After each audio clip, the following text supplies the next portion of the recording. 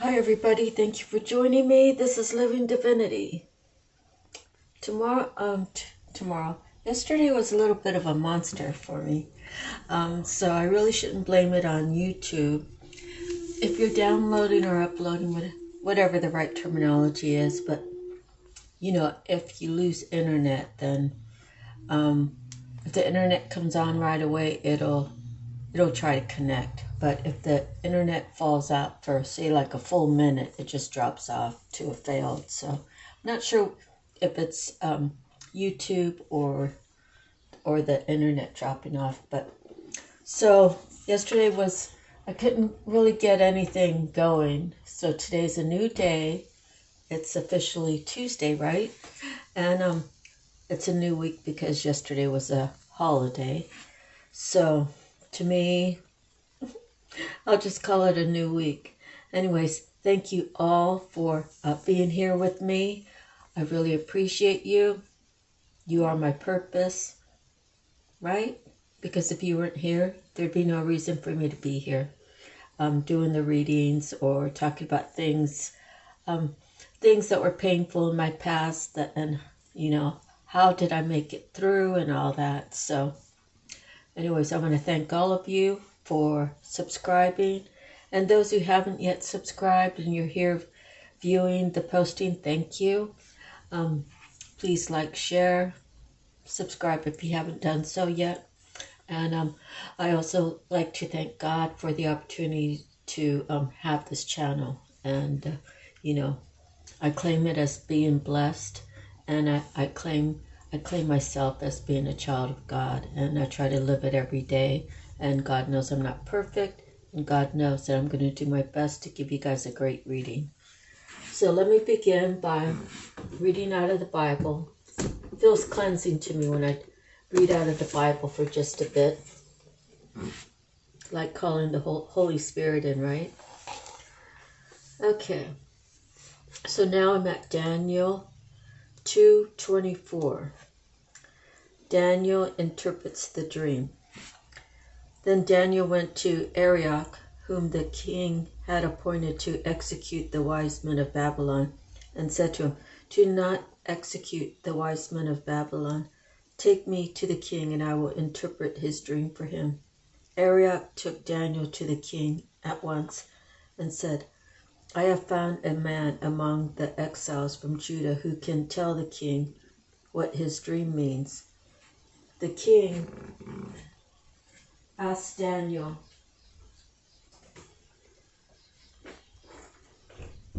hold on, I'm sorry.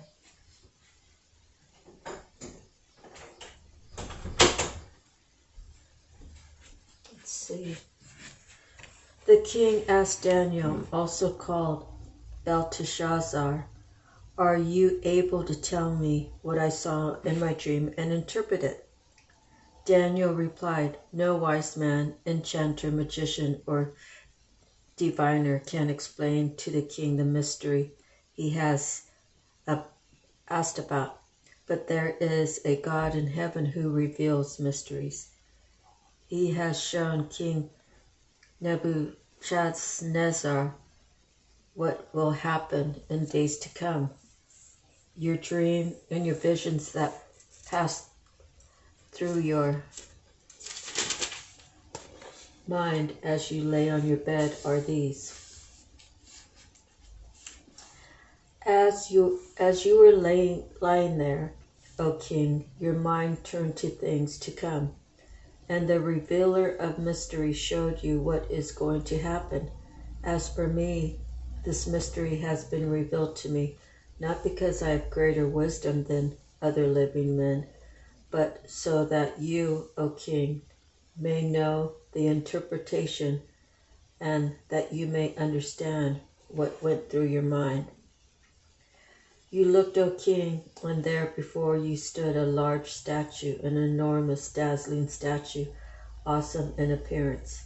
The head of the statue was made of pure gold, its chest and arms of silver, its belly and thighs of bronze, its legs of iron, its feet partly of iron and partly of baked clay.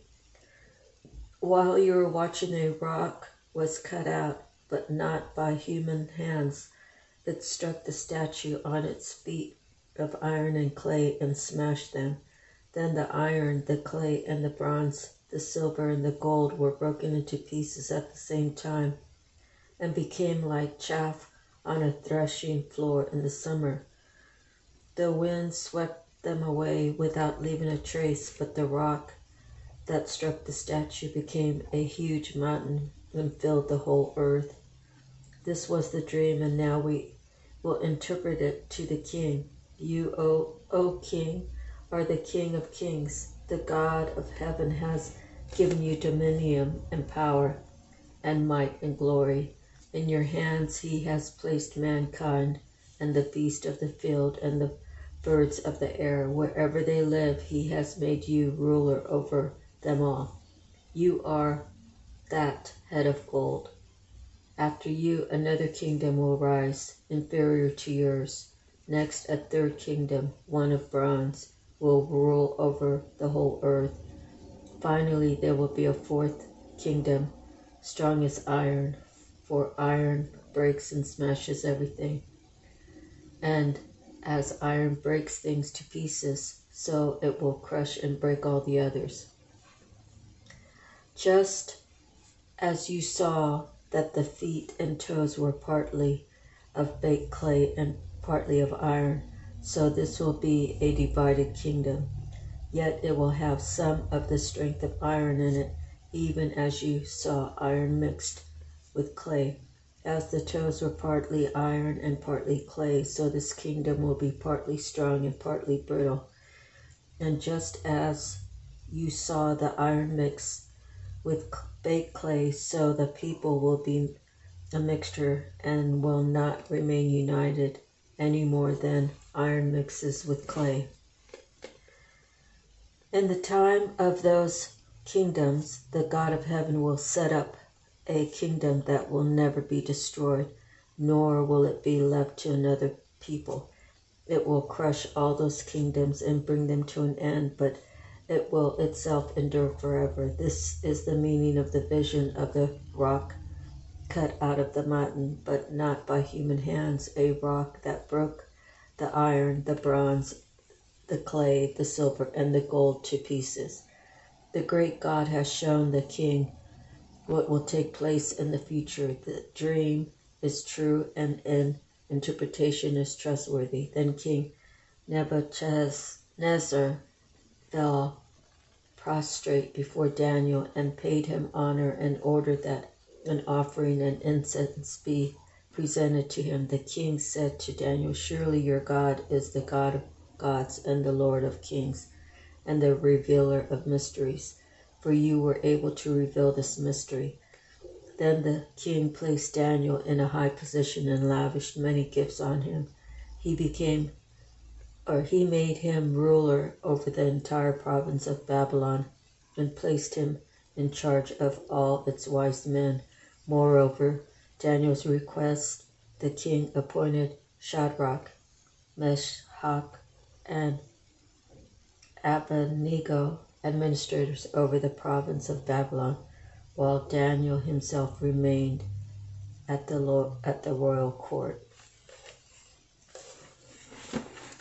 So that's quite an interesting story, and it talks about kingdoms being broken down and that there's only going to be one at the end, and no man will be in charge of that one, right? Because God, that's God's place up in heaven. Anyways, if you found a different interpretation, I'd be happy to know that if you put in the comments, okay? So next we're going to move on to Miracles Now. And today we have, I surrender it all. I surrender it all. I surrender all of my worldly wants and desires and needs for a true spiritual life.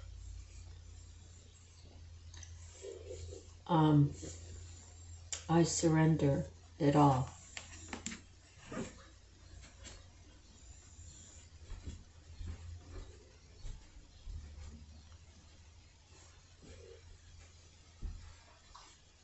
I surrender it all. For me, that's what it means to me. I surrender wanting to live the old life of, the gossiping, the hanging out, the, listening to the other wives or even myself about how we all cheated because all the men in our lives cheated. That was my first marriage. My second marriage was I was accused of so much, and I always told my husband the truth. Whatever he wanted to know, I didn't hide anything. But where I went wrong is my words. When I spoke words when he wasn't around, it wasn't that I was talking bad about him. It was where I placed him in my life energetically. I really should have thought about that. And that was when my brother was asking me, why did I want to marry him? And I said, I need to establish stability so I can get my daughter back. And although that wasn't the only reason, that's the reason I put to the universe. So energetically, I think my second husband, I think that registered with him, but then I think he kind of threw it out. But I think it always sat on like his back porch, right? And he was never one to talk about certain things or whatever, things that bothered him. He just wouldn't talk about it. And I shouldn't have placed him in such a position energetically that didn't put much value to him, right? And he really meant more than that to me. And I spent 16, 18 years just trying to keep proving it to him energetically. When you say things that are not fully disclosing, not fully of how you feel, or you understand, it was more than just the fact that I wanted to marry him just to get my daughter back to have stability. I really thought that I was going to spend the rest of my life with him. But I didn't say those words to my brother, so how could that really be my truth if I don't say it? It was just like a moment of not taking the time to step back and think about the question and answer it in the way that I really wanted to answer. So even something as slight as that, I believe, can change the direction of your future. So if you're not all in, like in a marriage, right, you have to be all in. Both parties have to. I can't tell you if like the timeline is that when things started getting affected. And my second husband was very giving. He was very giving, like he gave me my space. He was there for me when I wanted to talk to him. And whatever I asked, he was in agreement with, because he wanted to make me happy. And somewhere along that changed. A friend from my old life,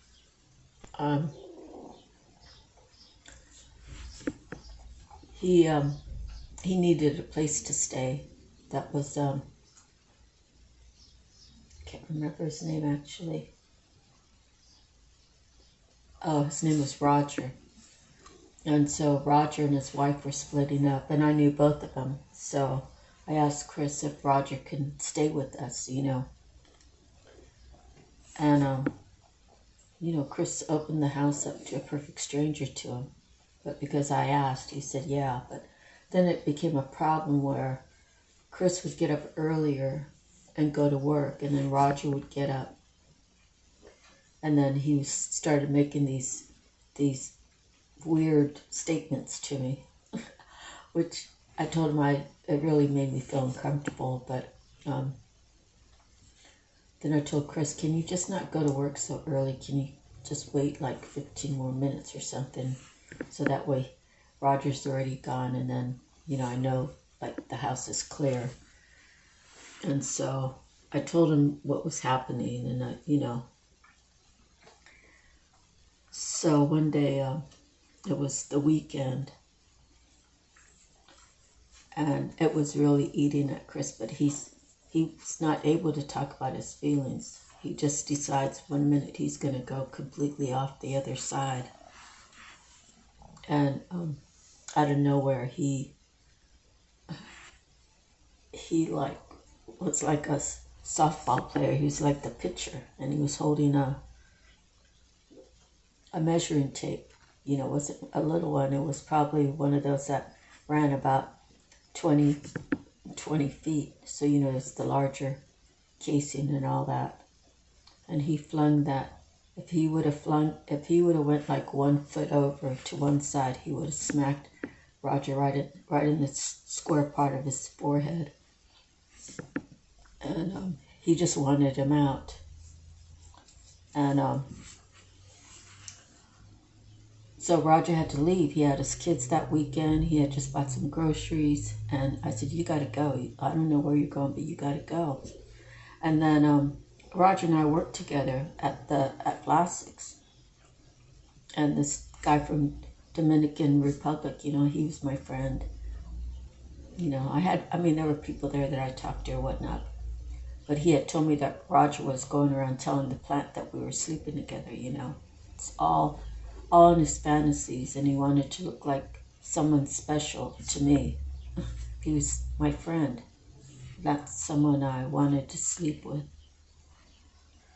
So, I just basically, told Roger, look, you're telling people you're sleeping with me, and we're not.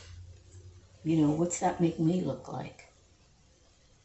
Then he apologized, and he said it made him feel better, and it made him feel less inadequate, since I guess him and his wife were splitting up, and it's like, don't drag me into your shit, So those kind of things, I've had a lot happen in my life where, I'm friendly to people, but not that friendly,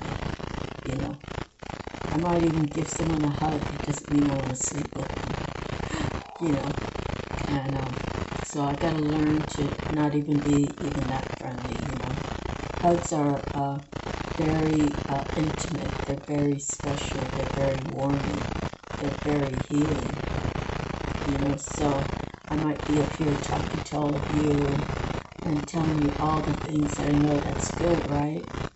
But sometimes there's things that I need, Sometimes I could use a hug without having the attachment to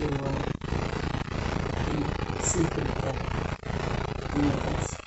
It's pretty disgusting when you've been friends for more than 10 years, and then to have them come out and say that about you. So, again, it's really happened my whole life. My whole adult life was said things that weren't true, and it's something that I've learned to deal with. So even at 62, people are still talking, and I'm just kind of over it, and I know what it is now. I know that it's the energy that I carry. I carry an energy of, that I love myself, right? And that I have hopes and dreams for my life. And people who don't have those hopes and dreams, they look at me like, how dare you? How dare you want to, do something good with your life? And how dare you want to be better than me? And it's not even about me being better than anybody else. I wasn't raised to compete with other people. I was raised to compete with myself. It's sort of like laying tile. One day you can lay 20 20 12, 12 by 12 inch tiles. That's 20 square feet. And then the next day you can do 20 or 30. So you always are trying to compete with yourself and do the best job in whatever you're doing, and try to focus and get so focused on it that you're vibing with the tile. You're vibing with all the steps. You got your thin set, you got your mixer, you got to mix it in the bucket, you got to add the water, it has to be the right consistency, you got to get the trowel, you got to lay it down on the surface. Some of the tile, if they're really big, you got to put it on the tile itself. Then you got to properly set it where you want it, and it has to be level with the other tiles, and you just keep it moving. Once you're out of focus in your mind, you have to slow up because things aren't panning out the way that they should, where everything's just easy peasy, right? And it's a mindset, and I've had to do a lot of jobs to survive, and I love learning. I'm not happy if I'm doing one job for 5 years. The job gets very boring. There's nothing else to look forward to. It's the same thing day in and day out. And I've never been satisfied with that. I love to learn, and I love to be accomplishing things for myself, not so I can go tell some other person about it and they get envious, because they don't have the scruples, the self-motivation, anybody could do what I do. You have to apply yourself, right? I'm not any better than anybody else. I'm applying myself. So some people have that drive and some people don't. So when this card says, I surrender all, what am I surrendering? I'm surrendering arguing with hateful people. I surrender being around negative people. I surrender everything that takes away my peace. I surrender buying into things that put me on a dead end. I surrender my heart, my mind, my body, my soul to the Most High, to Spirit, to Creator, to God Almighty, to Heavenly Father.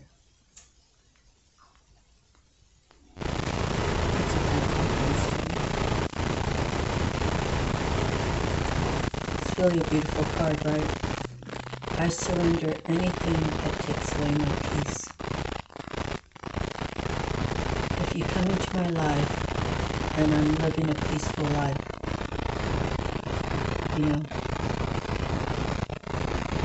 and you have your own issues, maybe I'm trying to help you with your issues, but you're not taking my advice.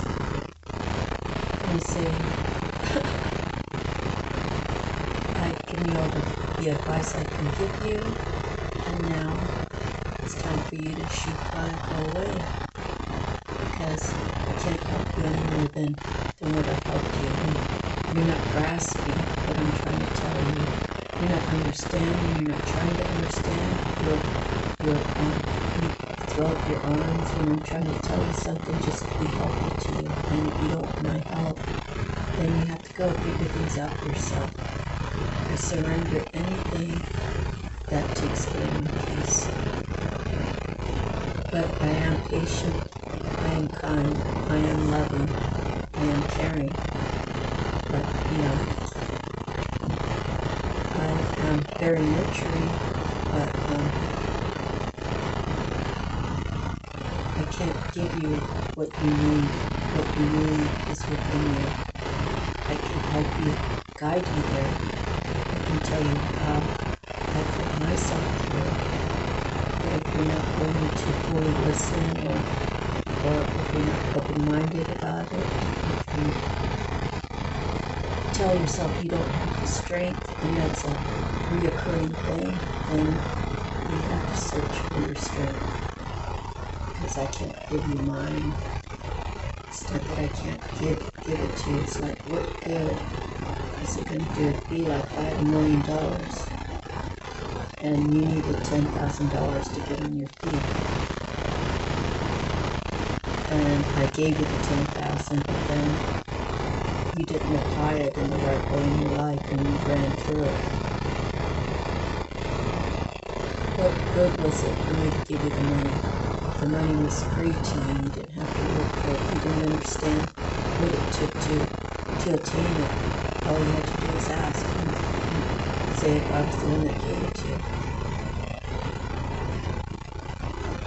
You know, sometimes people have to learn their own lessons. And, you know, sometimes people will listen to you. Oh my God, she went through that. That's how she pulled herself out. I kind of feel like that's where I'm headed. So, you know, maybe I should take your advice and try to move away from it, to turn my back to negativity. I don't know. Okay, I'm just kind of rambling on about what it could be for anybody out there, okay? It's, you don't ever want to really walk away from someone.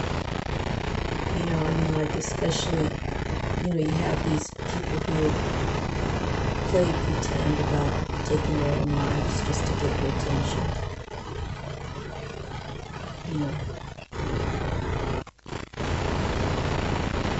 Just so they can have their way with you. I've seen it where people, they just know that you're giving, they know that you're capable, right? If you and your spouse are both working, and all of your household bills are paid for, and you live a decent life, you're able to provide good meals for your family, you both have vehicles that work, right? Everything seems to be going right. And something happens, right? Someone wants to take advantage of that, and they can tell you all their blues and all their unhappiness. And it's like, what are you doing with your life? You know, you lived with us for 8 months. You collected this unemployment for 8 months. What did you do with that money? You went out to bars. You tried to hook up with, I'm not going to say tried. You hooked up with a different guy every Friday and Saturday night. And you got him to our home. You know, while your son was in the hallway crying for you. You know, those kind of people you can't help. They gotta learn their lesson. They have to learn the hard way that, you know, go live your life somewhere else. You know, you have a good opportunity to save your money. You could pay your car off, you could have saved all that money and you got yourself your own apartment. You could have went out and I don't know, did some under the table work or whatever, some side work. And you could have healed yourself. You could have worked on yourself. You could have kept your room clean. You could have not put your old plates underneath your bed like a child. Right? That's a true story, by the way. Total adult that lived with me and my husband. So we had a couple of people that, you know, they wanted to thrive off of our energy, and you know, we just let way too many people in there. I said, I don't really know what exactly happened between me and my second husband. I still love him. I'm not with him anymore, but I still love him very, very deeply. So, kind of rounded on. Surrender. Surrender anything that keeps you off your path. Surrender anything that holds you back. Surrender anything or anybody that, you know, tries to be a dream stomper. You know, but don't be a dream stopper in your own life. You know, you can talk about, oh, I'd love to do this, or I'd love to do that. Well, what steps are you doing to get there? Because talk is cheap, right? So This could mean a lot. To me, it means I surrender anything that interferes with my path with God. I surrender anything that can negatively impact my life. I surrender to anything or anybody that tries to take away my peace. So you probably have your own list of things. Anyways, we're quite a few minutes into that one card. So we're going to move forward. Native Spirit. And we have the Warrior of the Heart.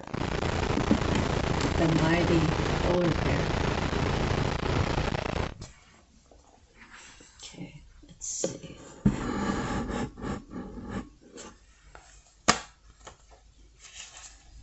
You have the radiant spirit of a warrior of the light. Be impeccable in all of your actions, no matter what others believe. The Creator always knows the truth. This isn't the time to be timid and pull back. Immense courage is filling you. Throw your shoulders back, step forward, and take a risk. Be willing to live life from your heart rather than your mind. Honor your truth. Speak up for yourself. Your native spirit wants you to know the greatest native warriors were not the ones who wounded the most people. They were those remarkable beings who had such personal power that enemies laid down their weapons rather than fight. There are times in life to step back and even times to walk away. But there are also times to stand up for yourself and those less advantaged. Do not allow yourself to be limited by your belief system. Courage doesn't mean that you aren't afraid. Fearless means just that. Fearless. Acknowledge that you're frightened and take action anyway.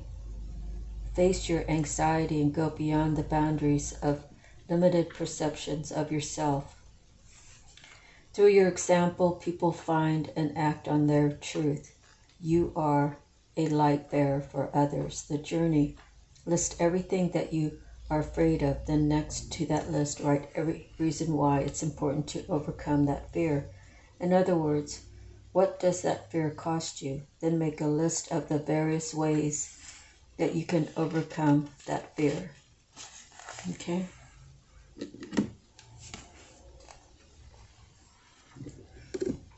So, I'm not sure if I told all of you, but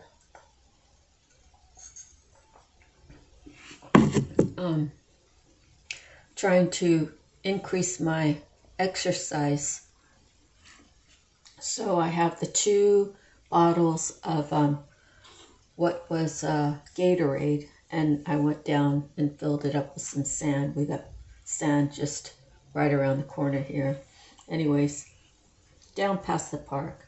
Anyway, so they're heavier, right? They're heavier than with water. So I have my own routine with that. And then I decided that every time I went into the kitchen that I would stop and do like 10 push-ups. So my push-ups aren't, they're the ladies kind, right? Where I'm on my knees. And I know they're probably not really, really correct, but just the movement of up and down with my shoulders, my arms right there. I'm building my arms up, so eventually I'll be able to do them more correct and a quantity of more. But right now, I think I did the push-ups like 4 times, four sets of 10 yesterday, and then I got my weights to do my other routine to keep my upper bodies strengthened, and then walking the dog. So I feel like I'm on my way to improving my health, right? And I want my body to be strong because I'm going to be 62. Most people think I'm 40-something. And so the only way to maintain that is to keep exercising. Because as we get older and we become couch potatoes, we have times when we're exhausted. And, the best thing to do when you're exhausted, right, is to rest. And when you're doing the readings, it really takes a lot of energy. And, you know, the whole focus thing, right? Anything that takes focus uses energy. So I focus on giving you the best reading with, you know, with my best energy, right? So yeah, it does take some energy away. It's not just putting some cards together and reading, right? It really takes a lot of focus and energy. So I do it for you. I do it for me. It's healing for myself, and it's rewarding that I can help all of you out there. It's you know, sometimes I get messages from my ancestors, and they say that they're really proud of me and I'm doing a good job, and to keep up the good work, and I'm helping clear, you know, generational curses and all those things. The more good you do, regardless of what the next person does, just if you want to do good, just do it. Do it with no expectations. Do it with no, you know, like the only thing I really expect is that I finish it, finish a good reading, you know, I get a few likes, I get some views to support the channel, and that sort of thing, right? And of course, any donations are a great thing, but, you know, we're living in a time where, you know, a lot of times people who are struggling just don't have that to give, which is understandable. But the energetically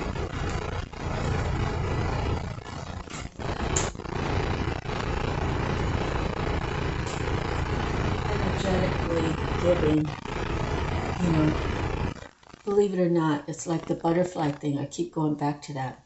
If you just send love, hey Marcia, you know, it could just be energetically. Hey Marcia, I'm energetically sending you so much love. It'll really make my day feel better. And my daughter, you know, she's in the era of that whole binary, the labeling of the whole different sexes. She believes that the whole thing, that it's not just boy and girl. It's the boy who could be gay but not really is gay, and it's a certain name, right? Or the woman's not really gay. She could be, but she's living a heterosexual relationship, but they're called something else. What is that? Binary. So when she was little, me and her dad, you know, we sent her to a private Christian school, and I just wanted her to have that in her background. I had no idea that I was going to be leaving him and she was going to be stuck there, and all the things that she had to go through, and all the things I had to go through just to get a divorce. But anyways, I remember her being little, and she would say, you know, I pray to God that I could come live with you, Mom. You know. And she didn't get it till her senior year. And by the time she was a senior, she still couldn't articulate.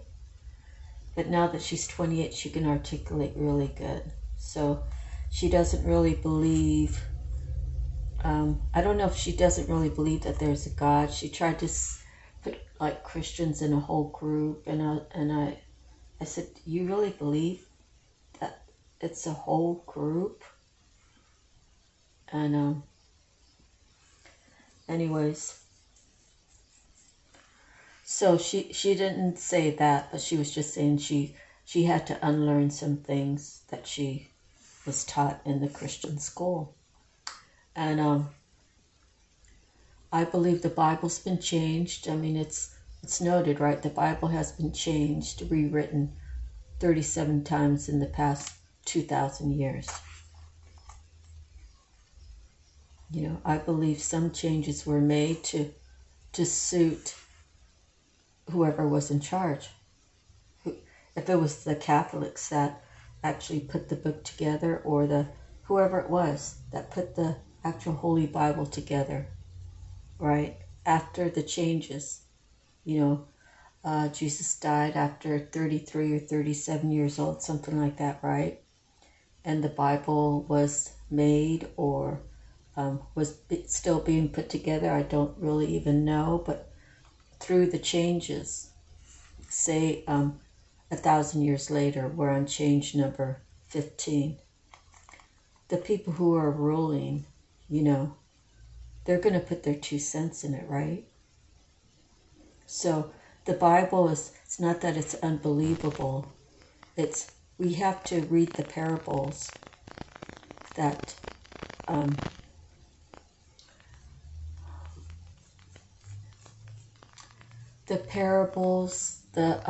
the sections that tell a story, we have to believe that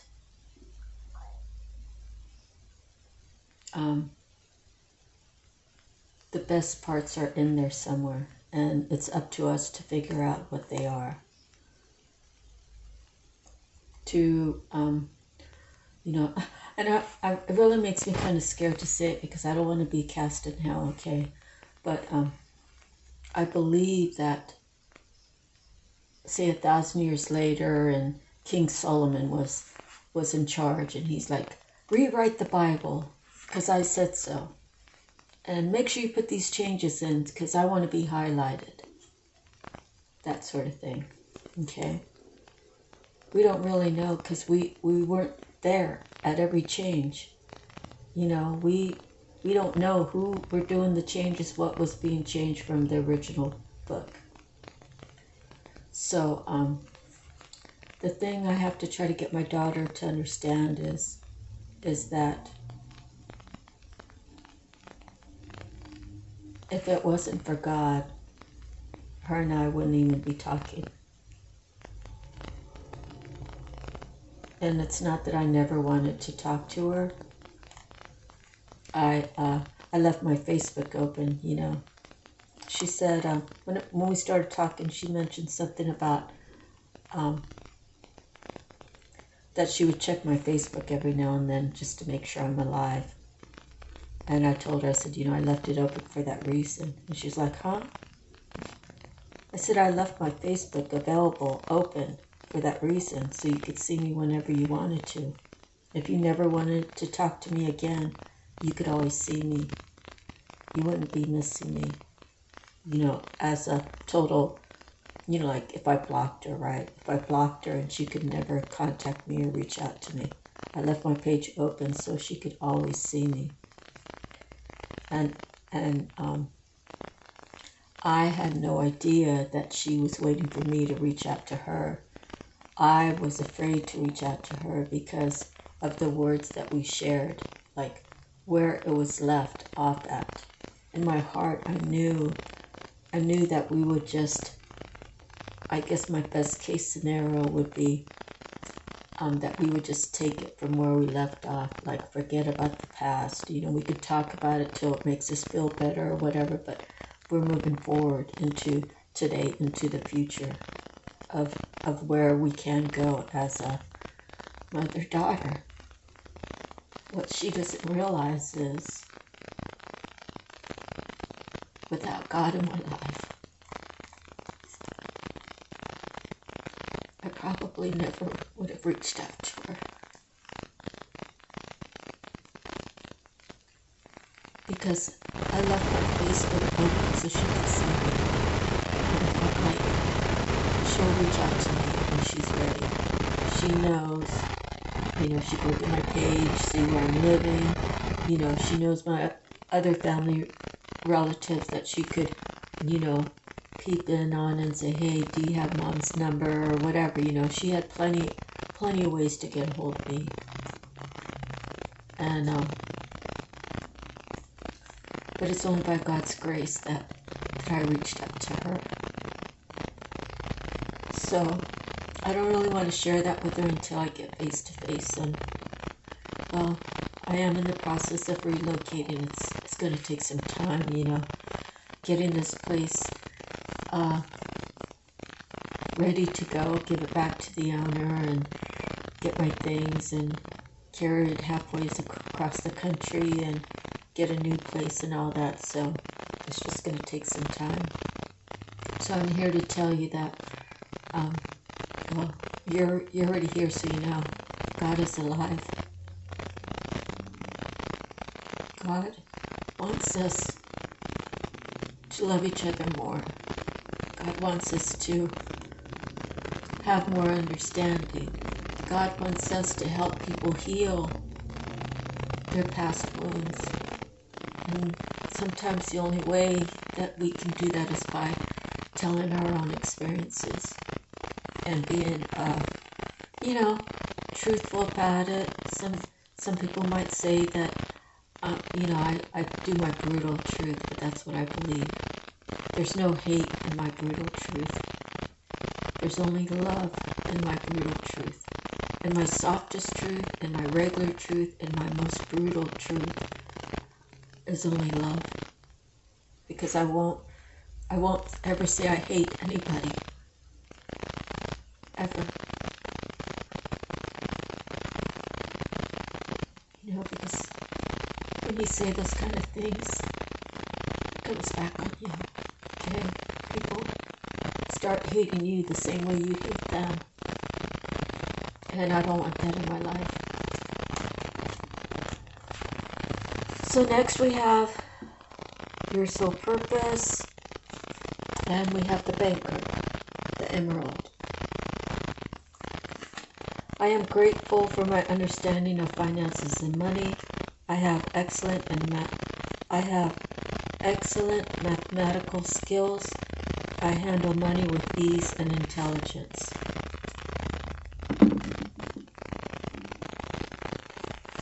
So you probably heard stories about back in the day when people, ripped their box spring open and filled it with money. People had like wooden floors, and they had a secret little area where the wood came up, and then there was a little hole where they put a box in there with money and coins, jewelry. People, I don't know why that people, they don't tell anybody like there's a fortune down here. They're probably afraid that somebody might make them seem crazy and put them in a crazy house just to attain a fortune, right? Let's see. But people are, I don't know, some people feel really afraid to invest in the stock market. And the only thing I can tell them is, when I was growing up, I saw gas at 35 cents a gallon. That's 2,000% increasing. And 60 years. Or actually less, because say if I didn't really start watching it or looking at it till I was about 8 or 10, 5 years. But then, where's the world really going, I know when I was growing up, they said by the time we got old enough, there would be no Social Security. And, I'll be taking mine this year. But the thing is if I was able to take my Social Security 15 years ago, say, I think the money was more. Now, with all the government cuts and stuff like that, it's a lot less that you can get. So it's not enough to sustain life. It's enough for you to stay on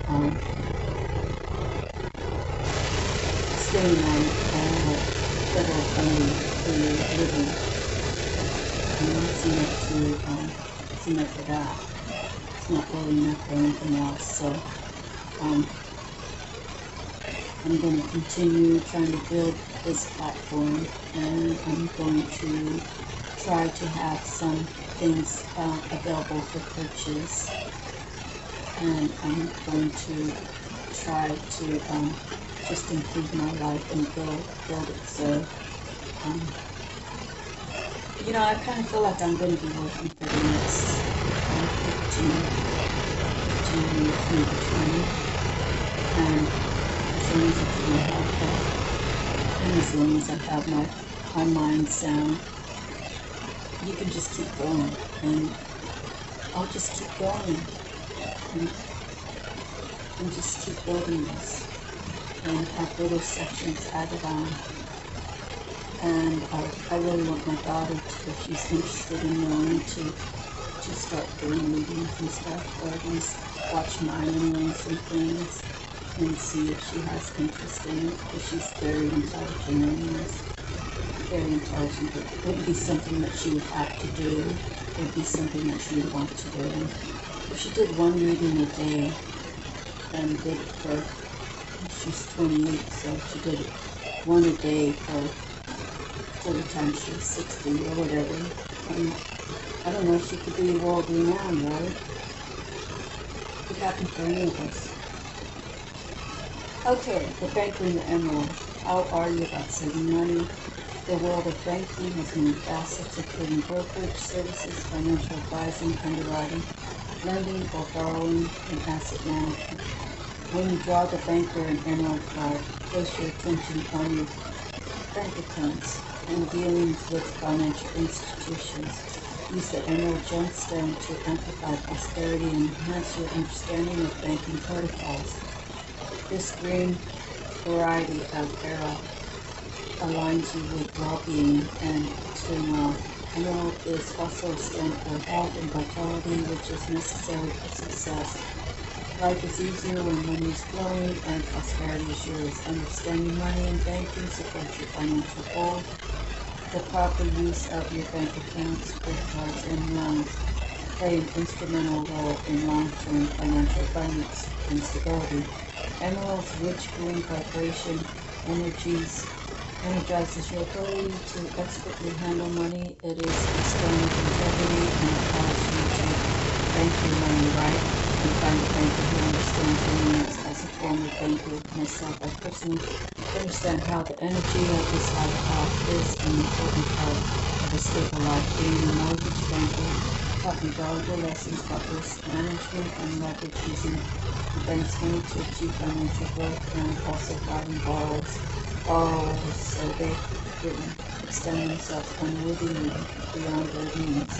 Emerald teaches us to be sure funds are managed in a way that the repayment of debts is a given. Savings and the understanding of various financial instruments as forms of savings are beneficial for a long-standing financial foundation, so that you always have plenty of money with more than enough to spare.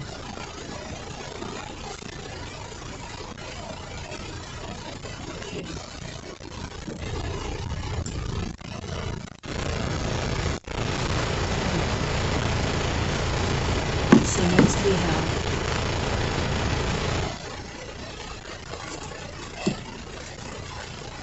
Divine Feather.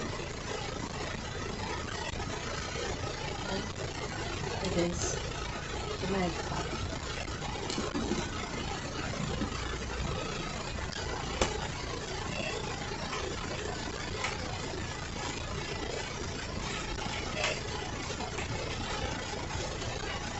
Magpie is a messenger associated in folklore with great luck and fortune. These highly intelligent birds are also extremely social. The magpie takes much time carefully building its nest with great attention to detail. Magpie is legendary for its attraction to shiny things, which it collects and holds. Thus, the bird is associated with a tendency of materialism or valuing things for their appearance. The magpie feather is a reminder that the world we live in tends to be obsessed with materialism too. The black and white of magpie shows us how important it is to find balance in the duality of our earthly and spiritual paths. Magpie is reminding me that any obsession with material things or achievements will not nurture your spiritual path. The latest and greatest home, car, or gadget will not help you get any closer to true contentment. Now is a good time to reevaluate where you are and Notice if you have become distracted by the accumulation of physical things. This messenger also brings the promise of good luck by way of magical opportunity. Finding a balance between the inner and outer worlds is the message of Magpie. The energies, materialism, balance, good fortune. The season, spring, summer. The element is air, the color is black and white. The affirmation is think only what is needed to stay balanced and true to my path.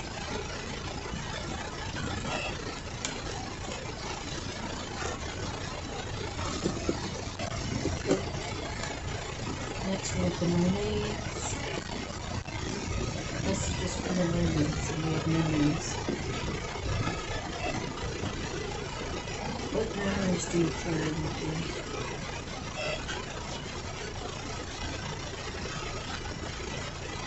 I say for me, bad memories I don't really carry with me. I carry them with me for like regarding learning lessons. The good memories are the good memories, but I just know that everything changes. Not very much stays the same. You know, there's people again that have been married for 50 years, and they still hold hands, they still embrace each other with a kiss in front of everybody wherever they're at, because that's what they feel like doing. They feel like living in their own little world of love, which would be a very beautiful thing, right? And how do people get there? And how do people even start? I think it starts with the attraction, right? Getting to know somebody, not pushing upon them too hard, not making demands. I think the most beautiful relationship would be one that we both pleasing each other, just like it's so easy to please each other.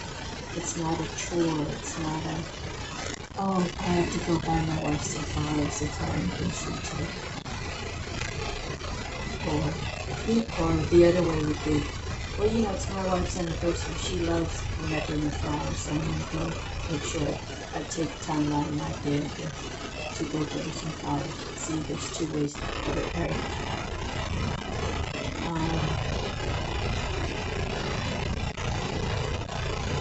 You know, we both have to be very thoughtful about it to say we would like us with somebody. It'd have to be like even thing. It's just natural that both of us feel that same way about each other. So it's like that perfect match, right? And then you say we all have them. But anyways, let me move forward so that way I don't get on this tangent again. Make some new memories. Meet like head on as a wealth of experiences. Helping memories to manifest a loved one wishes to be remembered. This memory swims in from your past or from your future with a handful of photographs to remind you of a special time in your life. Perhaps a loved one who has passed finds longing to remember them fondly. Memories take up permanent residence within our hearts and minds. So maybe it's time to create some magical new ones to fill your beautiful heart with even more joy and echoes of loving moments in your life. Some memories make you happy and others make you sad. Some take a precious place in your heart and bring upliftment and joy in times of sadness. The important thing to remember is that whether happy or sad, these memories are an important part of your history. So it's good to honor them as these memories and experiences have made you the person you are now. Try to be a journey of beautiful memories, as this will help you get over a loss. You can then look back when you're feeling low and remember all the wonderful times. Photographs are significantly working. Notice any photographs that appear in your social media, online, or anywhere around you over the next few days or weeks. They will have a significant meaning for you. Also be aware of who turns up in your dreams, friends, and people from your past may appear with meaningful memories or messages.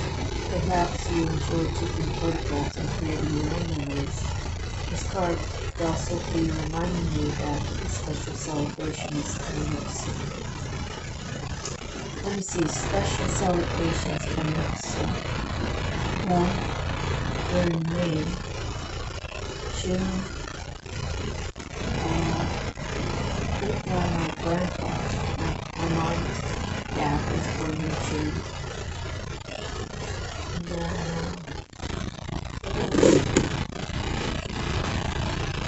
July, I have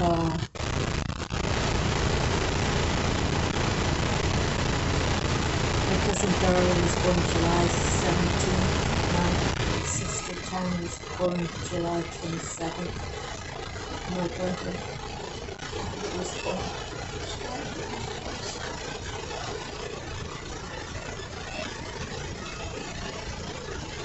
Do you know what this?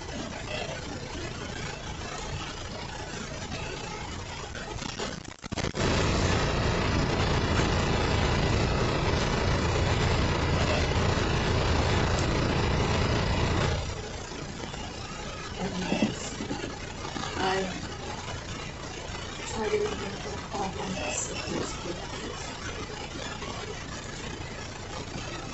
and what it's called. And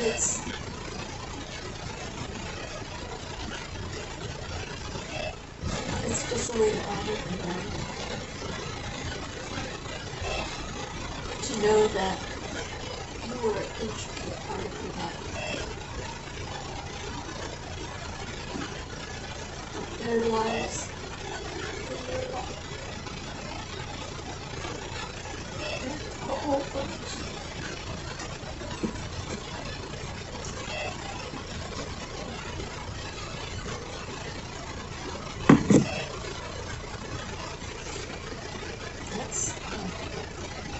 It's just something I do. And I'm not sure why I'm getting all emotional, because usually I just pull something like in a good way as I remember it. And just get moving about it. It's just heart-wrenching that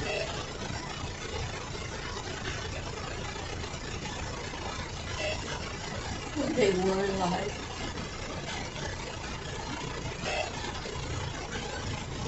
that they really mattered to some of us.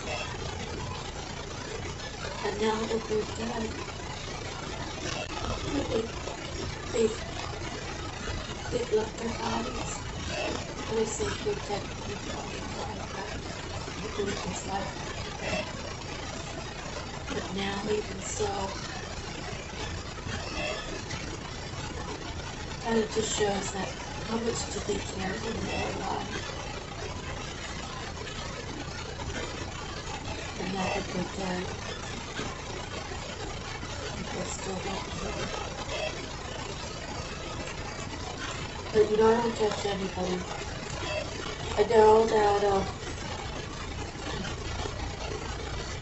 I know that people have wishes before they die. And I know that we should try to honor them, but some people feel like after they die, that it doesn't mean anything. So what they're basically doing is they're telling their children that even though I want this, I don't expect it. And that becomes like a family kind of curse, So if you don't honor the people who raised you, who brought you into this world, well then, how can anyone honor you?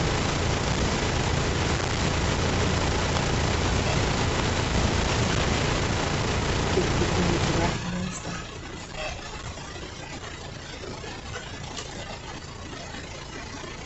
It's the whole generational curse. When you don't honor your parents, My dad wasn't really, a lot of people say a lot of negative things about my dad. And my aunt tried to tell me something bad about my dad. And I said, he's still my dad. Still love him. Like, why would you say that? But, she better look in the mirror, right? She better take a look at herself in the mirror before she goes talking about other people.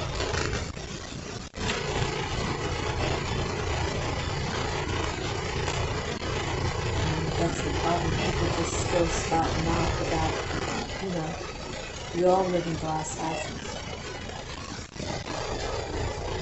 And my dad's dead, so...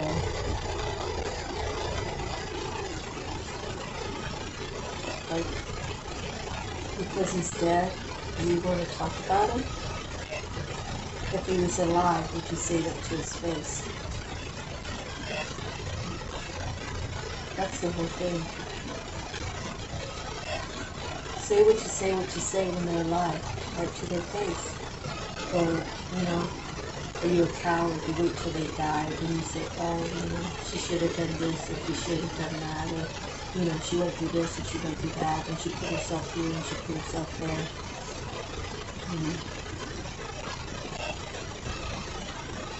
Those are the people who, they're cowardly. They won't say it to someone's face. They wait till they're at a distance. They wait till they die. They wait till they're 6 foot under. Oh, now I can talk mess about them. And in reality, after a person dies, their spirit leaves the body. Their spirits are still around. Their spirits,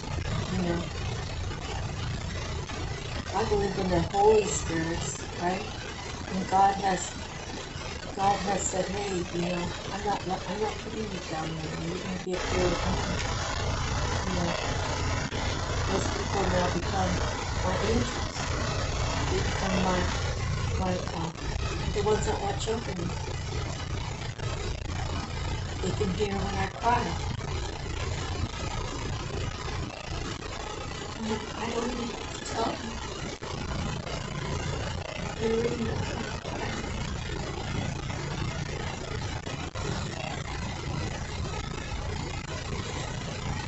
And the children of God, when I mess with, God told me to.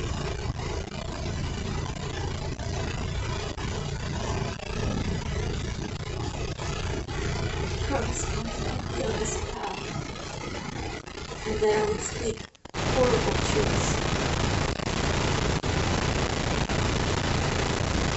Because there's some parts of my life that were really good days.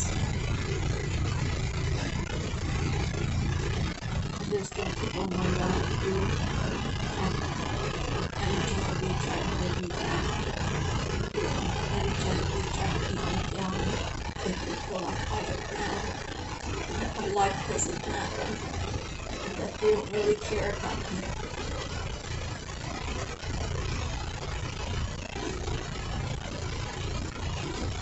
People don't tell you that the things that come to them.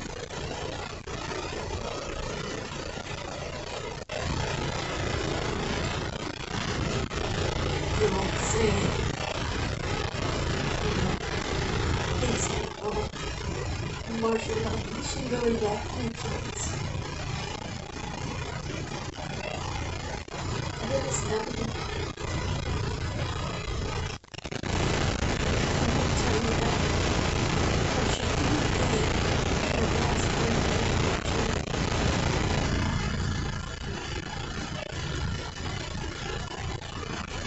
Say that when she was in need,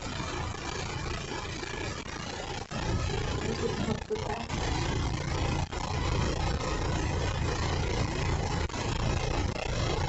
I was capable of helping her back. I didn't help her back.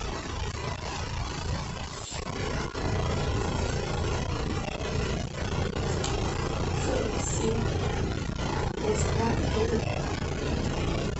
God can shed the light on everybody around you. All I really just love everybody, and it's not really reciprocated. That's why it's going on the heart to go where I love is equal exchange.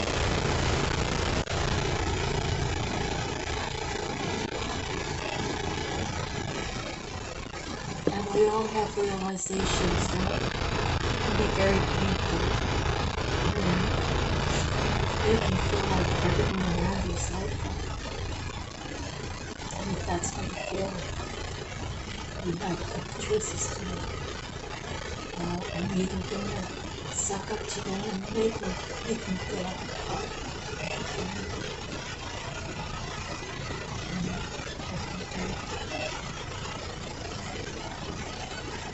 I'm going to walk away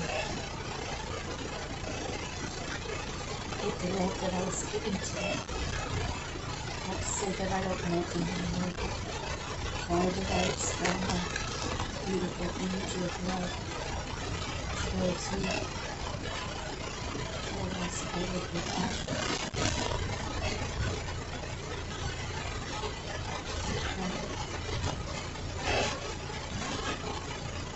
And to fully live with no attachments.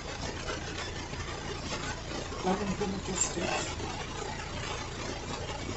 And don't waste your time or energy on anybody who's not coming back. Some hard lessons to learn, right?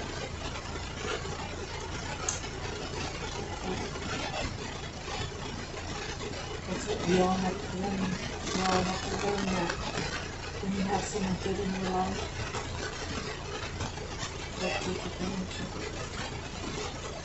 Don't twist it and shake them and cut things off and try to make it yours and it's not yours.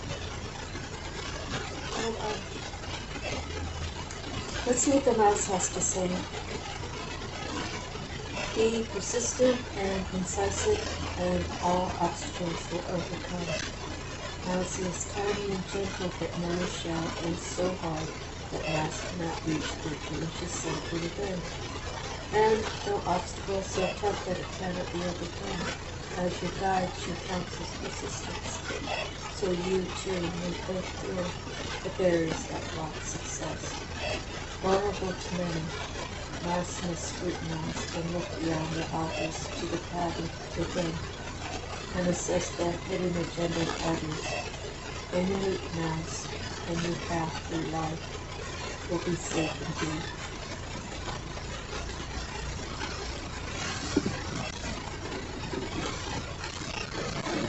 So as well, I would never ask God to take anything away from me that I haven't experienced yet.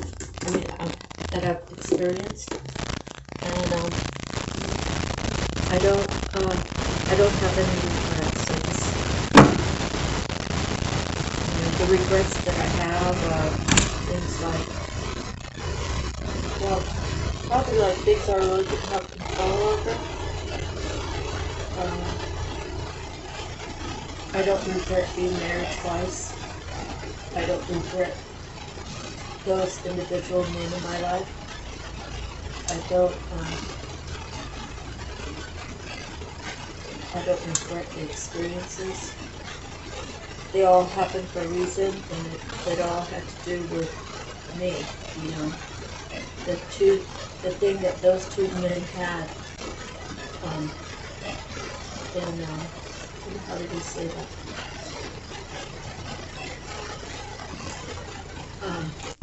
What they had in common with me.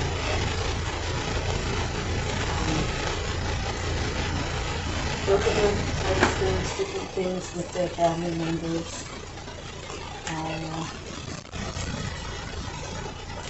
With how I treated one was different than I treated the other, and it's because of one I felt like the second one respected me more and valued me more.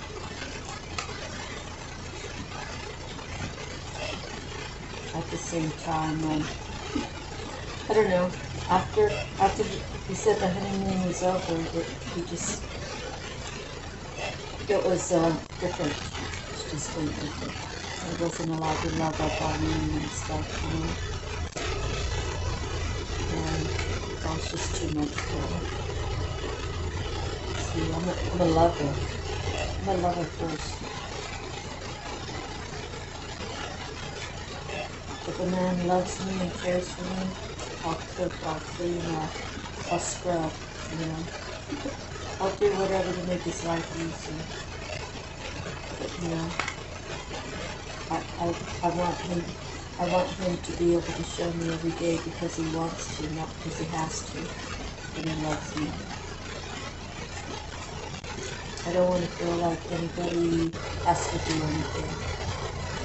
I feel like that's what you want to do. You know what I mean? It's like, who wants to feel like love is forced? Like, oh, you don't want to carry a conversation with me because you think I'm boring, you think I don't have anything to say, you think I'm uninterested, uninteresting, so why would you marry me, right?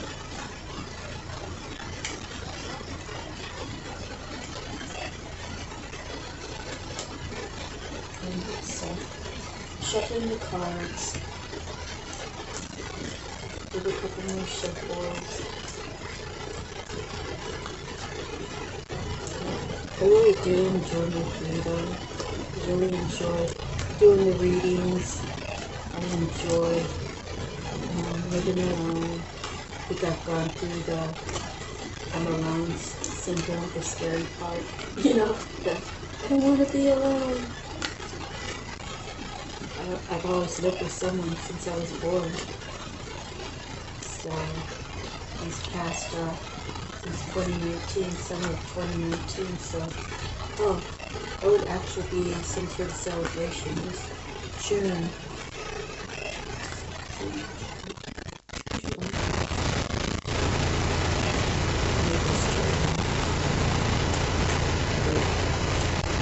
So July 1st is when I officially was on my own in 2019.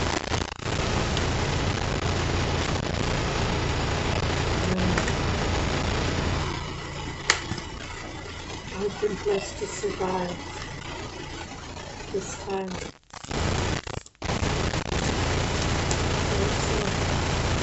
I already did a pre-shuffle earlier. Just has to kind of feel right. It's like the whole vibes of the cards, right? Something touches going and something touches sky.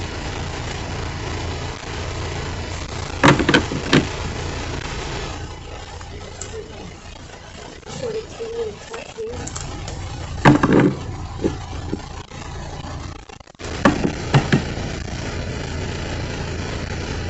This is swords of God. The truth's coming out. The truth coming out. Has it come out? Eight of coins. Someone's working. Eight of coins suggests that. Kind of like planting your seeds and watching them grow and knowing that you're going to be abundant soon. First one, the Five of Swords. Five of Swords. There must be some change that has to come through.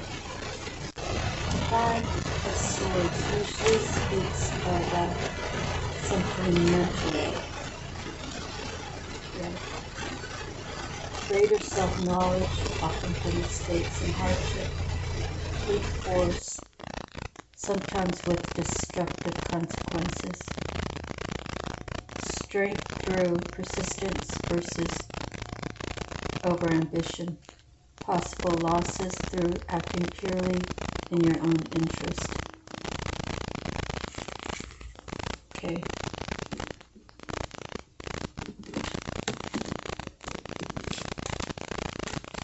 The Queen of Wands. She's mature.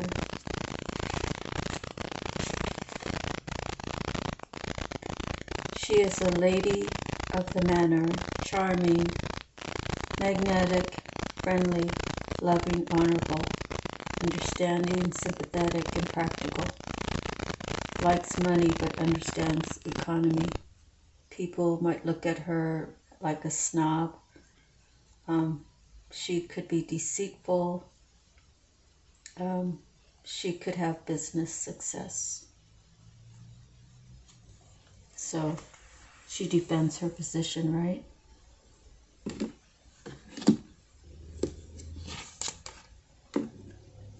The Fool. He's taking a leap of faith. He sees that he has a chance at a better life, doing something different. Is he contemplating, or is he doing it, or has he done it? So it's past, present, future, any of these cards, and how it fits into your story. But he is a major arcana. The first one, a 0. The Seeker, innocence, could be naive. He could have courage, humor, living in the now. Burst of energy, everything is open, all paths available. Could be folly, instability, apathy. So we have the 5 of Swords, the Queen of Wands, and now the Fool. Okay, now we have another major arcana. That is considered Leo. And as well, let's see, I think the Fool is considered Aries. Okay, so Aries or Leo, or you could have parts in your whole chart thingy.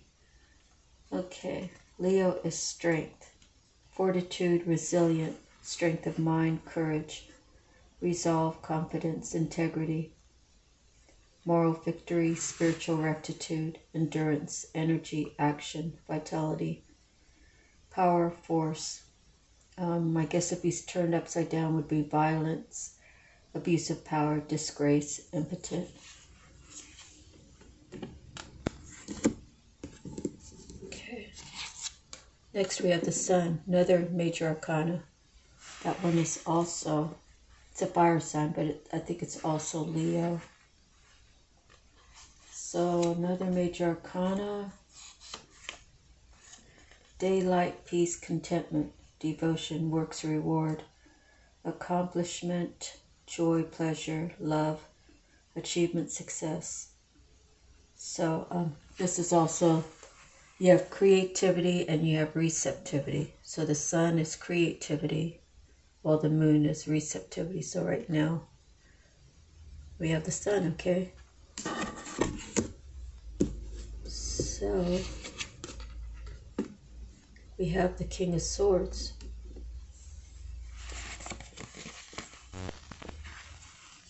Let's see, how does he play in this? Storyline hasn't really got to me yet, so. Businessman, judge, lawyer, doctor, advisor, authority, power, superiority, experience, justice, and fairness, military intelligence.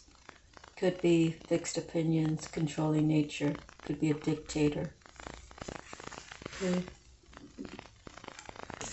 So as well, you know, it might be a queen, you know, might be a queen, but that might be like a dude. This is a king, but it might be a girl. Okay.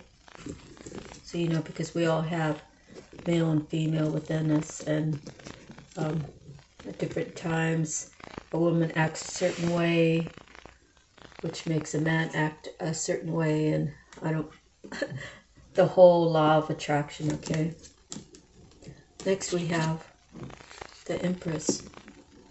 So the Empress is looking to the future, because the cards get laid out that way. The Empress is all the queens in one. She is feminine power,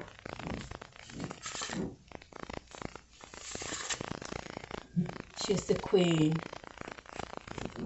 Stands for fertility, pleasure, luxury. Stop it.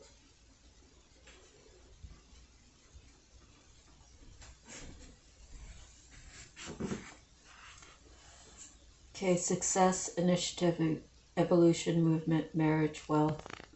Could be overattachment, domestic upheaval, delay, lack of creativity, waste. So she's in the negative.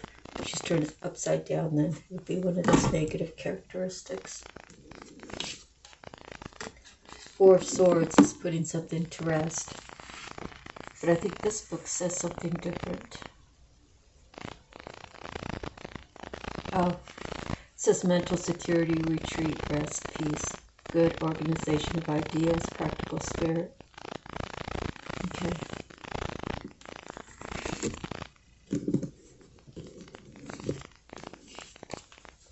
The Hermit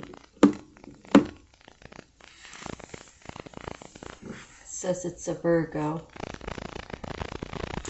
In my studies, let's see. The secret sage, wisdom and inspiration from above or within, vigilance, contemplation, discretion, seeking the truth.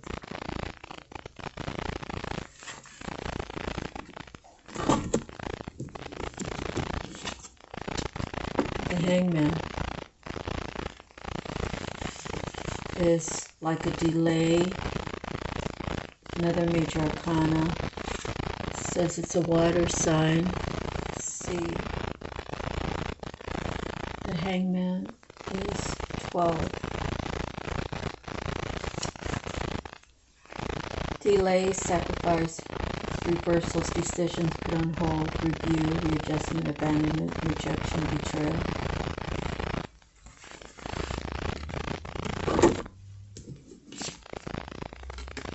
The Knave of Coins.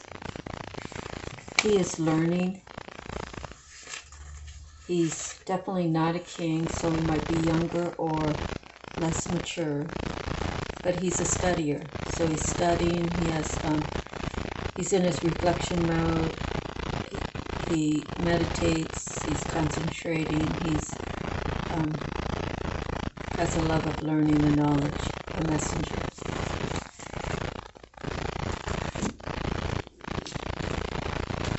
The Knight of Cups. He as well is not a king. He is looking. Okay, it says he's dashing, advancing, arriving, coming on board, reception. He wants to reconcile, possibly propose something. He's looking at something, could be a financial opportunity or windfall. And he has great imagination.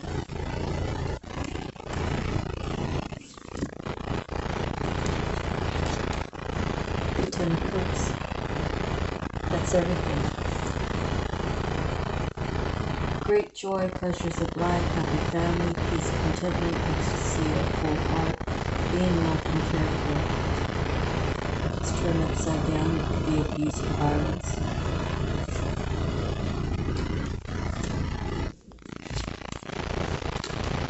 Three of Wands is a celebration. It's strength in numbers, business, cooperation, and success. Busy times, being on the go, established. Strength, troubles ending. It's a ceasefire, ships coming in, but it can be mixed loyalties. And you can be getting like set up for occasional disappointments. Maybe the truth isn't all the way being told. Or it could mean, you know, you're not able to handle like changes, right? Because someone could promise you, oh, we're going to have this and we're going to have that, we're going to do this and we're going to do that. Doesn't mean we're all going to do it in that one moment, right? Sometimes you have to do a little work to get there. Sometimes you have to do different training things. You have to apply yourself in certain ways, right? So it's not going to be all Here we have everything, right? It's everything we could have if we put in the work, right? Okay, now we have the 10 of coins. So you could have this and know that when you have this and you apply yourself, you can have this also. The 10 of coins. You have the 10 of cups and the 10 of coins. That's love and wealth. Unmatched love, unmatched wealth.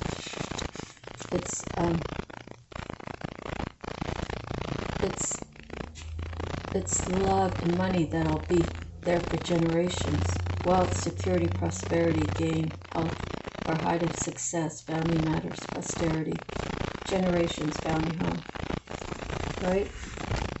Everybody wants the 10 of cups and the 10 of coins. See what's next. The star. Okay. So we have the sun, and now we have the star. The star is a major arcana. She looks like she's pouring out, but I'm going to read it to you. I hope, bright promise, faith, recovery, gifts, symbols of immortality, light of the spirit, light at the end of the tunnel, good prospects, new dawn's coming. Okay? But it does say frustrated expectations. So that's like an adjustment you have to make, right? Being frustrated means you haven't worked through something, and you have to be willing to put the work in and go with the flow. Next, 9 of cups. 9 of cups is you've put all the work in.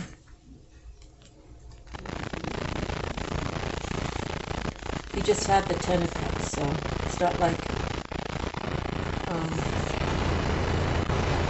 maybe the 10 of cups is what you want. Right now you have the 9 of cups. You put all the work in. And you're waiting for the last cup to arrive.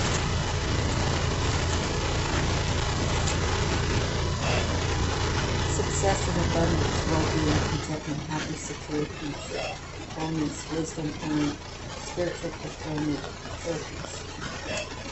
So as above, so below. So if your mind, body, and soul is connected with your higher self, and you are spiritually rewarded, as above, so below, expect that in the 3D. This is in the 5D, right?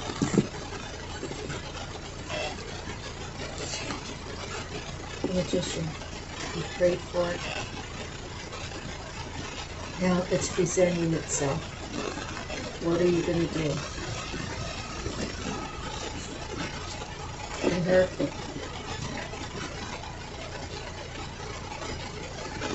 You still need to think about it, you still need to pray about it, or are you one of these two people that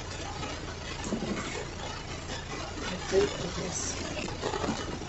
Great for this abundance. Now I have to find one other person to enjoy it with me, or is that person with you already? Are you too sure that you want to go on this adventure, this God-given path?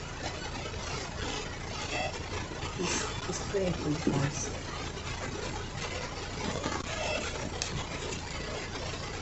Ace of Wands.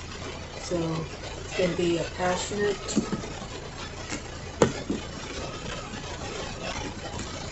you're going to have the money, you're going to have the love, and now you're going to have the passion. So the passion is the flame, right? You don't want it to burn too fast because then you'll burn out. You don't want it to burn too slow because then the flame will die. So it's a new beginning. Can you both come together and do this? But I'm pulling 3 more cards and then that's it. You don't want to just see the next 3 cards, just to look.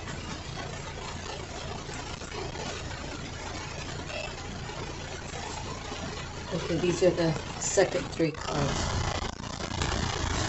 So there's heartbreak, there's collaboration, and then there's the truth.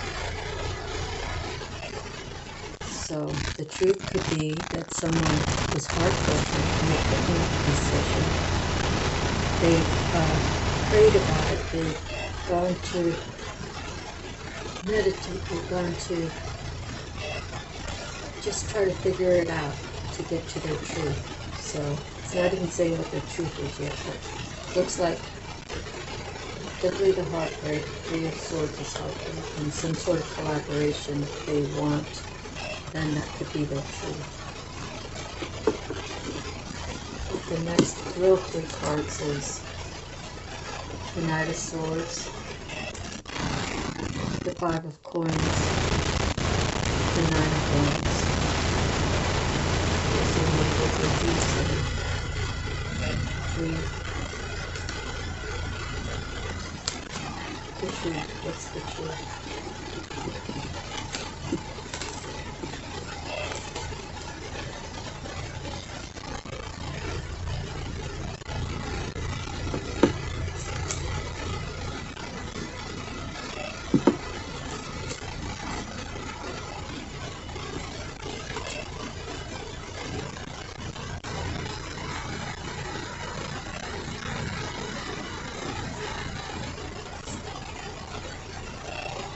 The truth is, he was mature about it, or immature about it.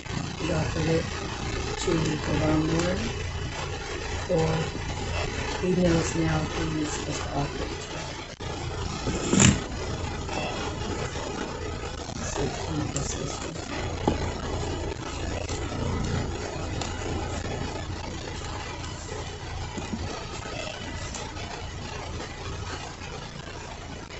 Right before that was again. And the Magician. So either both parties were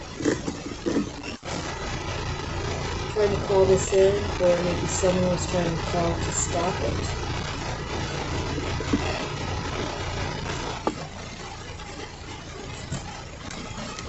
Let me get to the back.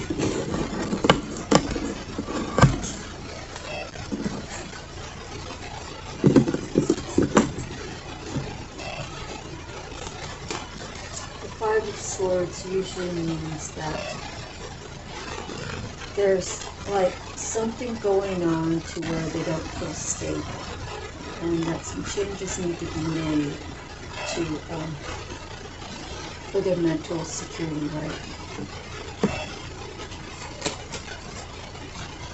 And it's either this Queen of Wands who is having this situation in their mind, or could be she's trying to tell someone that he or she shouldn't be thinking that way, right?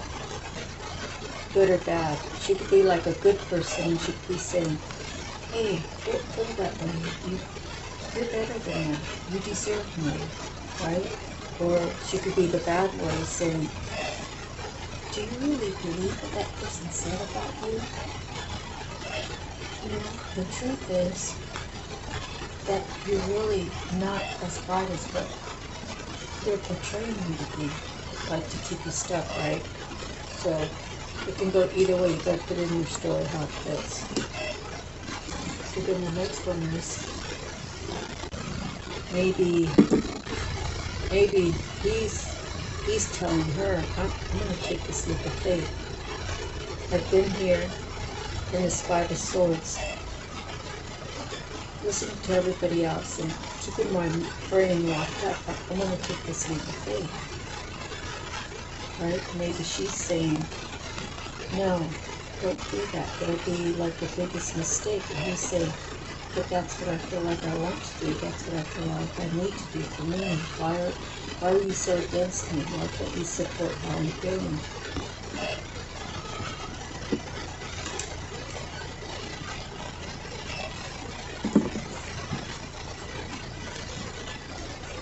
I'm going to use every ounce of strength to move past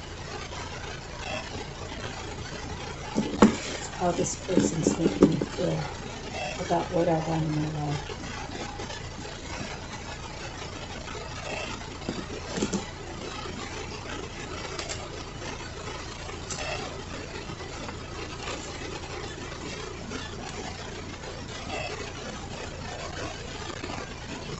So you see, this is all one person.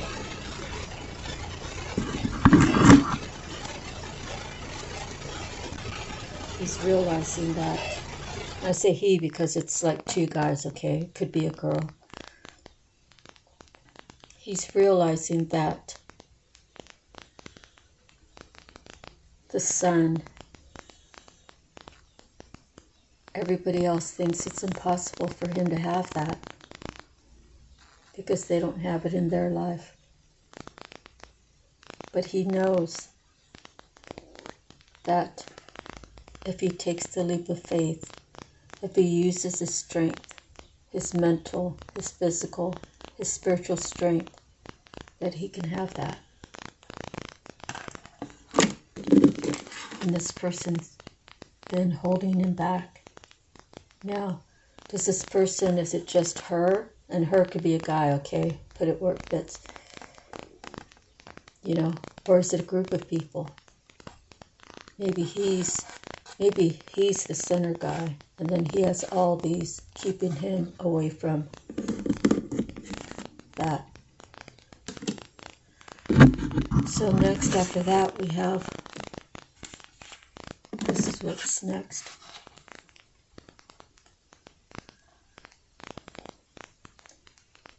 So is he the King of Swords?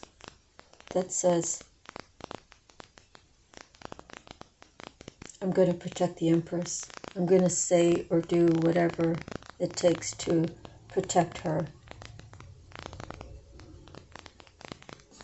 Could be something like that.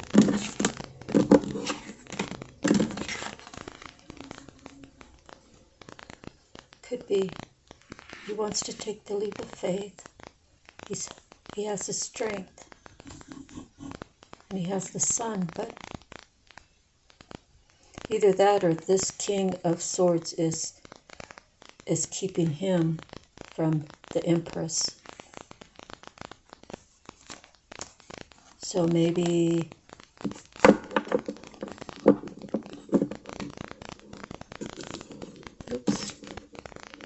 maybe those are more than one person, right? It's like this could be the main person that wants to take the leap of faith, who wants to use his strength to get to the sun. And he wants to grow into the King of Swords.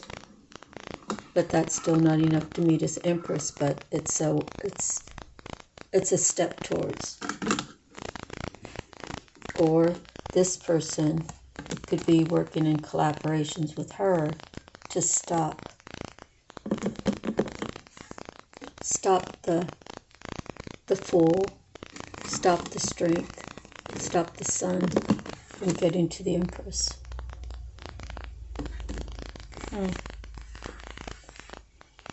I kind of want to think that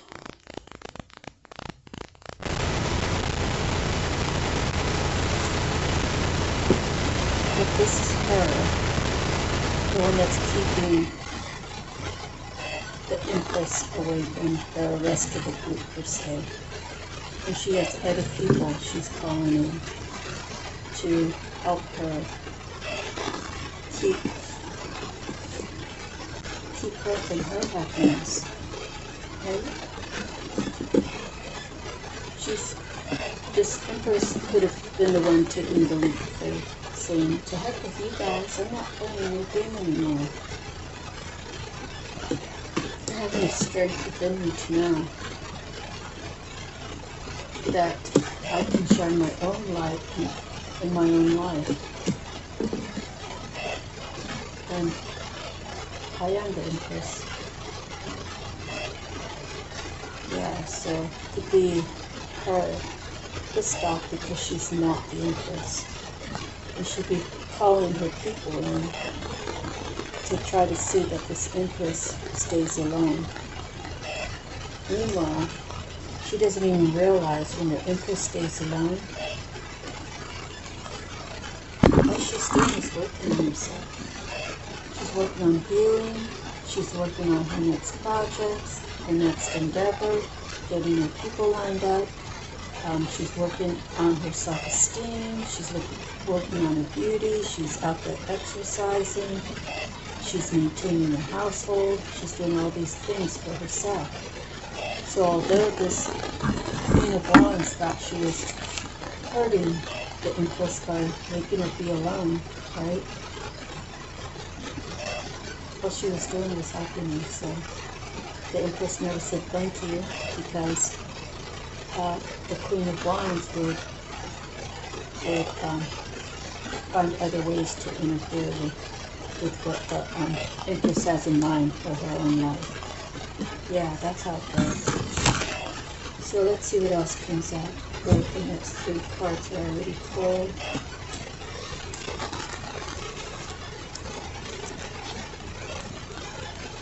So, the Empress is saying, I put to rest all this that the Queen of Wands was trying to do to me. And I know that energetically, it's only revived me. It let me put everything to rest. It let me get my own rest, rebuild myself, even stronger than the last time. Being alone has allowed me to be in my hermit stage, right? I'm saying it as if I was the Empress. I can be in my hermit stage. I can do what I want. I can sleep in. I can make myself delicious meals too, for my overall health. I don't mind being in the hangman position because it gives me more time for myself. Do you see how much more I shine now?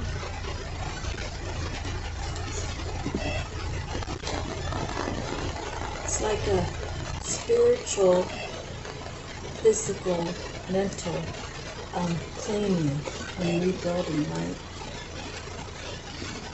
Okay, so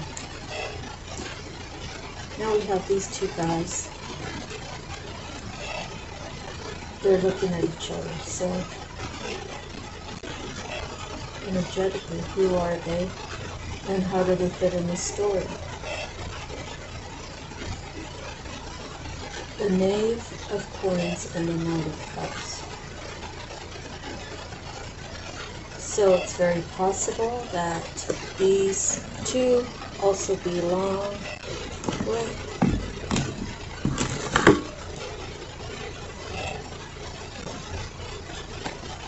okay. See, so should be 1. That would be 2, 3. And this guy would be 4, right? And this 5 of Swords would be the Empress. All these people, these 4 people, have tried to hurt the Empress, to keep her off her path, to not let her get abundance of any kind, not love, not money, not passion, and she has no one to talk to. That's what they think. She's alone. We made it happen. She's alone.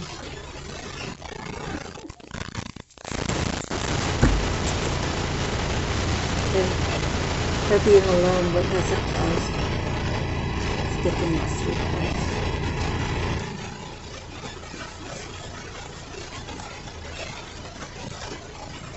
It caused her to reach the 10 of Cups. Maybe that's like her goal. Maybe she hasn't actually reached it yet, but she knows. She knows that these are coming to her. Maybe she is highly connected with the divine, right? And the divine says, You've been by yourself. You've had all these people attacking you. And I always saw that you were safe and you had everything you needed. Now, in front of them, I'm going to show you everything. All your dreams are going to come true. And all those people who are wishing bad upon you, they are going to have to watch you rise. And they are never going to be, in this lifetime, ever achieving anywhere near of what you will be achieving. Right? Their karma is for all the things they tried to do to hold you back and hurt you. You are going to rise and you are going to be giving me all the glory, and you're going to be telling your story. People might even want to write a book about you or make a movie. And you're going to have royalties and all the praise you always give to me. That's if I was God. You know, but yeah, if I was God, that's what I'd be saying. That you gave me all the glory. You've always tried to be of love. Therefore, I'm going to pay you this 10 of coins and this 10 of cups, and you are going to be celebrated. Alright? People who collaborated against you, they are always going to be in the Five of Swords. The Five of Swords of having not mental clarity, but having, they're going to have to be in their heads like, how did I let her talk me into doing that? And she's going to be saying, oh, how could that happen? I've always been powerful. I've always been able to do whatever I want, and never has this happened to me. Because God saved up her karma, all of her bad karma. She has done other things to other people in a bad, negative way. And she put herself on a pedestal where she didn't belong. And now these people who were for her, these 3 people who were for her to help to hurt the Empress, they're all backpedaling now.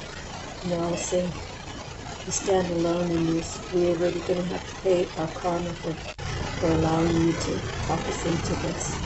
And our lesson is, if someone asks us to do something bad to someone, we don't partake, because God's fury, God's wrath is going to come down on us, especially a chosen one, right? Okay, so move forward. 3 more cards. So we're at the star now. We've seen the sun and we've seen the star. So it could be very well that she's the Empress and she's a little disappointed. She's not sure how to feel. She's worked hard to get a 9 of Cups. And you know, maybe she's going to the Hierophant and saying, I'm feeling a little disappointed for some reason. Can you help me figure this out? Why would I feel this way? I have 9 of Cups. Maybe saying you feel that way because your significant other, who spiritually is right next to you, is not with you in the physical. Could be, right? Alright.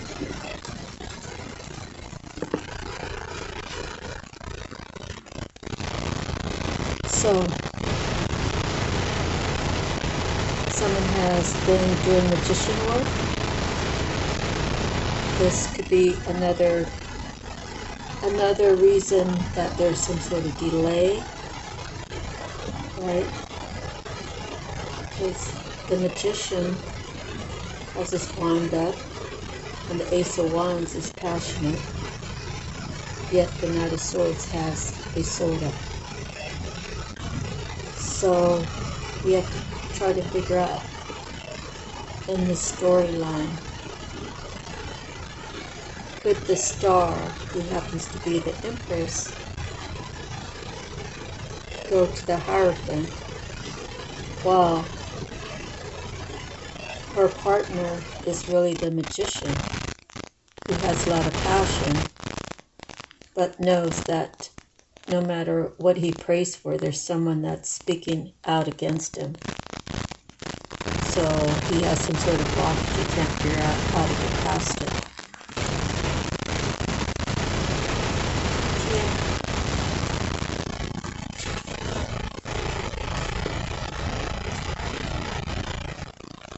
So the Five of Coins is not good.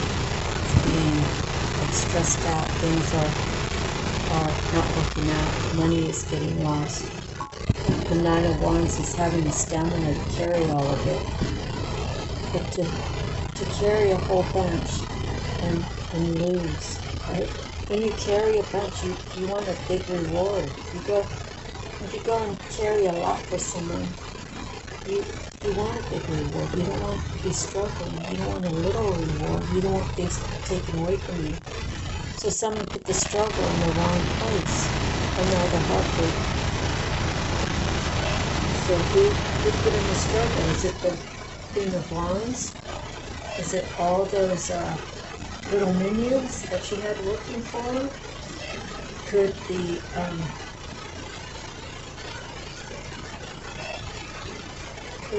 Empress's partner have been barking up the wrong tree and not realizing even who he was? But the Five of Coins is definitely a loss. The Nine of Wands is definitely carrying a lot of burden. They're able to carry it, but it's a struggle, right? It's Nine of Wands. And then the Three of Swords is some sort of heartbreak. So you gotta put that where it puts much joy right now. Okay, so next we have the Six of Coins, the Knight of Coins, and the Ace of Swords. So, it would be very unlikely, it would be really unlikely that the Empress would accept a collaboration from a knight. But with the Ace of Swords, it kind of says it's the truth, right? That some good work's going to come out of these two coming together. So the Empress is very mature, like in age-wise, and the Knight, you have the Maid, you have the Knight, and you have the King. So he's going to be younger, maybe like 20 years younger. But if that's God's path, that these two come together to collaborate, he's going to offer a little coin because maybe that's all he has. Or maybe he just wants to make sure that he's not just jumping into a situation, all in with everything. The truth of the matter is it's going to be very successful. Okay, the last 4 cards. Or the last 5 cards. So we have the Three of Cups, which is a celebration. We have the High Priestess, who could be him, right? Or it could be the Empress. Celebration. The Four of Cups. Oh, could be the Queen of Wands. Could be the Queen of Wands. She was celebrating. She realizes that it wasn't what she really thought it was, right? She was trying to keep these two apart.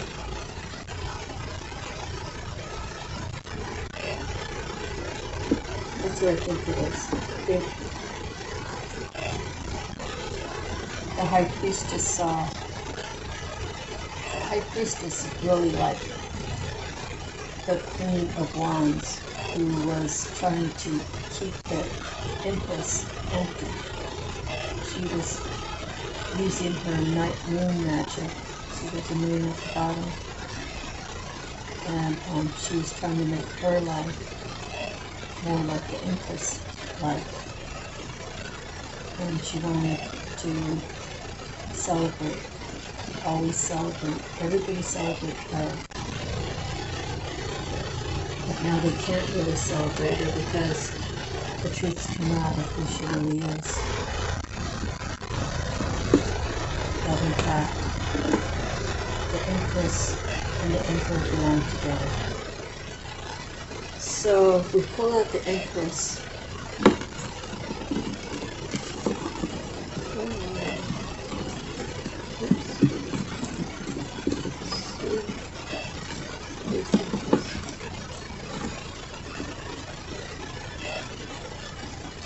they're looking at each other, and they have that in between us with finger. And so they had all these different things in the way. They had distorted truth to keep them apart. They had heartbreak to keep them apart. They had disappointment to keep them apart.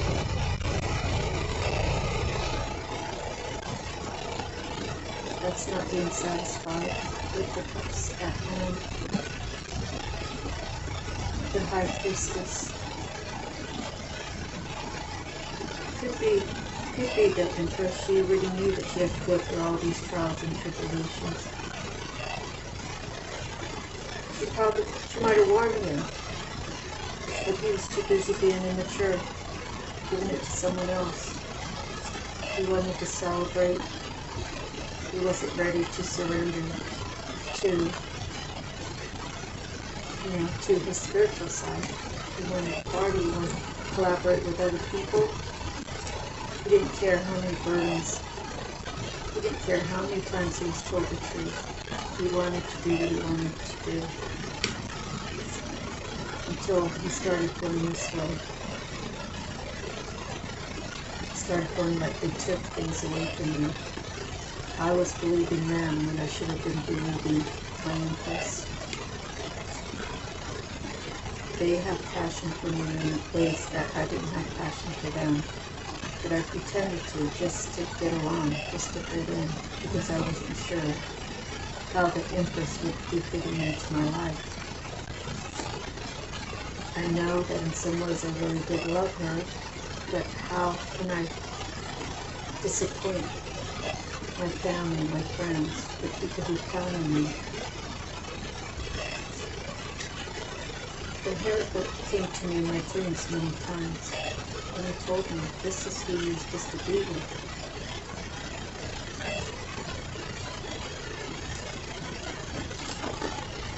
Even the Emperor could have been the magician saying, no, that's not what I want. Deep down inside, that's what I want. I want to turn that off. I want to turn off those feelings.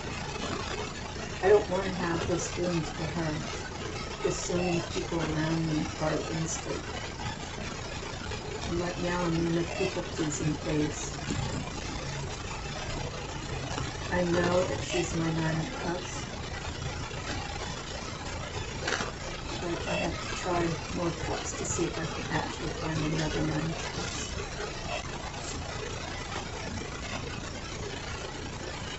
They kept me from her. They were meaning to make defensive of her. Instead of telling me the truth, that they are telling me the truth that keeps them in control of my decisions. She said she loved me. She just wanted what I could give to her. She always saw that I was the Emperor. So she tried to portray us to me the Empress.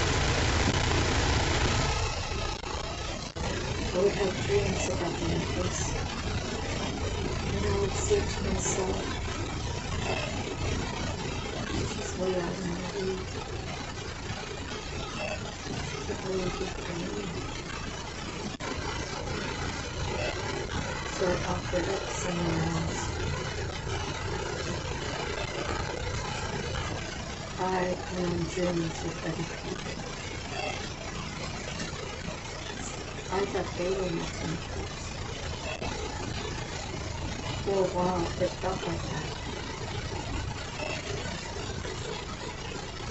He brought me sunshine and a gloomy day. They were still in my strength the whole time. To tell me why I shouldn't take the leap of faith when I spoke about the Empress. I told them I knew that we and the Empress could have this together. And they told me to go back and think about it, but I was wrong from my thoughts. The reason why they were telling me that is because then I would rise above them, and they would have to look at themselves. In my time of solitude, I always knew she was the one.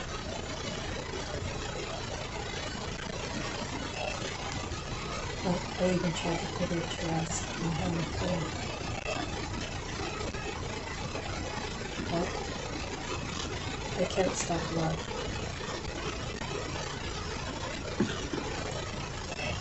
Okay, I don't know whose reading this is, but whoever you are, have faith. If this is what you want, have faith. Look to your future, all the beauty that can be held, like physically, spiritually. Pray about it, be positive, look to your future of having that special person in your life. Look forward to having someone who's not going to judge your past, who only wants you to do what makes you happy, right? This is what I would say to someone. I would say, I love you, and I always want you in my life. I just want you to love you the same way that I love you, or I want you to learn my love techniques. It's probably not the right terminology, but I want you to learn how I love, and I want to learn how you love, so that we can always have that love between us. And if ever you want to leave, I'll never hold you back. Of course, I want you with me always. I understand that sometimes things change, and I will freely let you go if you're going to leave me.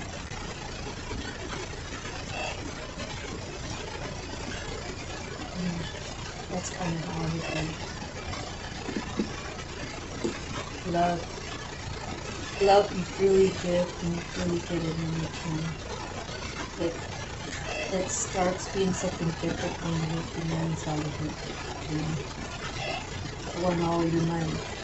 I want to be in control of the finances. I want.